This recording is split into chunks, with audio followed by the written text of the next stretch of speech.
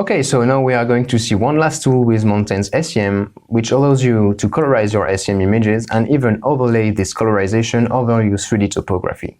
Let's see this together. So, in order to see the image colorization tool, we are going to use the exact same image that we were using with the single image reconstruction before. And as we said earlier, that we have a very nice 3D rendering already. But maybe we would like to customize it with our own colors and maybe highlight some elements. So in order to do so, I'm going to click on Studies after selecting the right image, of course, and use the image colorization tool. And then I can put this image in full screen, either by clicking here or pressing on F11.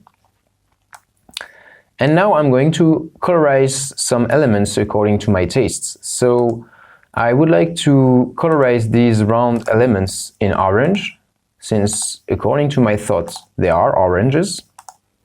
And I'm going to colorize the tall and slim elements, like these ones, in yellow, because I have got the impression that they are like weird bananas. And now we are going to auto-colorize the rest of the image using the shapes of elements, since I have given some ideas of the shapes of elements on the image. So I have a nice rendering already, but I can see that some elements, like this one for instance, or this one, have not been properly detected. So in this case, you can add some frontiers on the elements in order to detect other borders.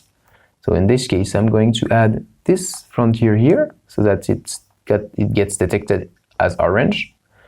And here I'm going to do the same.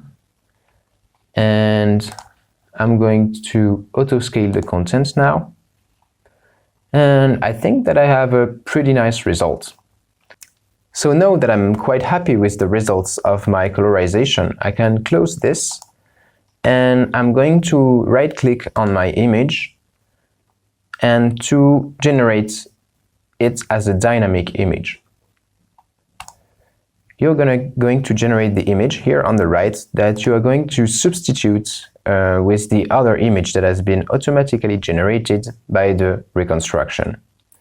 So I'm going to select the topography here, go to Operators and substitute the layers. I'm going to select the generated dynamic image and validate this. Now I'm selecting the topography, going to Studies, and I'm clicking on 3D View. I'm adjusting the transparency to 0 so that I can see only my customized colors. And if we put this in full screen, we can see that the result is pretty nice. And I have highlighted my oranges and bananas the way I wanted.